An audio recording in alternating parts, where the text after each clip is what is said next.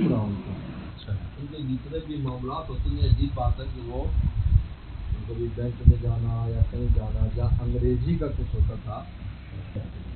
ہمارے سوال لکھے تھے ڈاکٹر صاحب آپ نے جو یہ بھی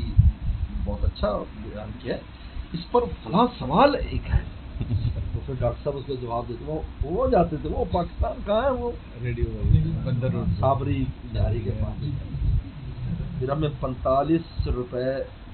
کا چیک ملتا تھا 45 روپے وہ ہم پھر اس کو کیش کرانے کے لیے اکاؤنٹ کھولنا پڑا وہ 45 روپے آتے تھے 45 روپے بہت بڑی قیمت تھی کیونکہ 1 روپے میں ناشتہ ہوتا تھا 8 آنے کی چائے 8 آنے کا پراٹھا یہ ڈاکٹر صاحب اتنا کلوز تعلق تھا تو منیر لے گئے یا مفتی منیر صاحب کو لے جاتے ہم بھائیوں کو لے جاتے اسٹیشن ہم گاڑی میں جاتے ڈاکٹر صاحب سے سوال جواب ہوتے یہ بہت قریبی تعلق تھا ڈاکٹر صاحب نے مجھے کہا تھا کہ آپ ادھر رک جائیں تدریس کے لیے اور حدیث میں بلا آگے تعلیمات ہیں میں نے کہا آپ ادھر رک جائیں آپ کو تدریس کے لیے ہمارے والد صاحب چندار میں ہیں یہ ڈاکٹر صاحب سے بہت کلوز تھا گھر میں آنا جانا خدمت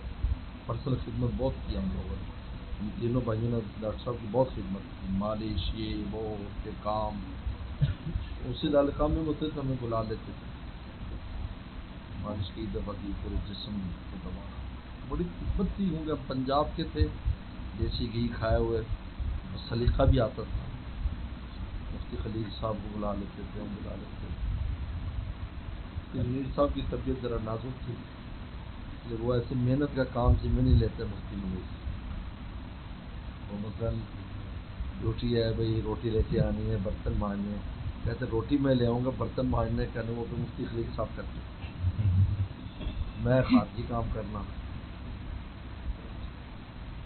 واقعی دور پہ رہتے تھے سب اساتذہ کی عنایات کی استادوں کو سنبھالتے رہتے تھے اسی کا ثمرہ اور اسی کا دعائیں ہیں بہت میں حاضر ہوا تھا انہوں نے بتایا کہ اس وقت حضرت کرسی پہ بیٹھتے تھے تو مجھے مسافر نہیں کا ٹھہرو ٹھہرو میں کھڑے ہو کر گلے ملوں گا ناک مانکا کے کھڑے ہو مانکا کیا چائے لے کے آؤ بھائی اگر میں خط نہیں بھیجا میں نے وہ بخاری کا دے جس کا خط نہیں بھیجا ماری گئی تو تمام اساتذہ اکرام کی بہت عنایات تھیں